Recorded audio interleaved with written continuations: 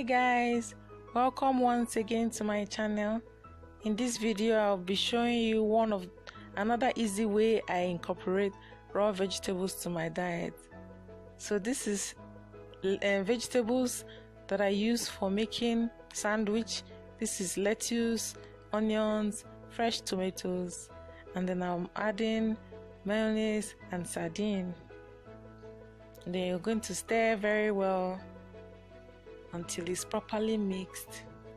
The essence I'm sharing this video is for some of us who have issues eating vegetables raw.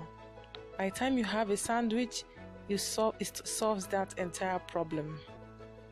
So you're going to put the bread in the vegetables in the bread, in between your loaves of bread, and then you can decide to cut them, trim them off, and then cut them in a triangular shape, or you can just eat it that way.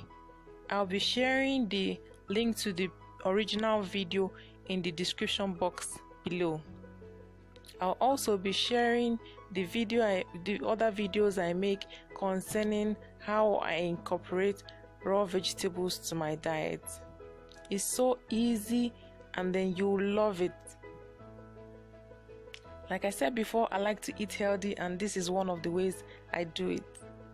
So if you like this video, please give me a thumbs up.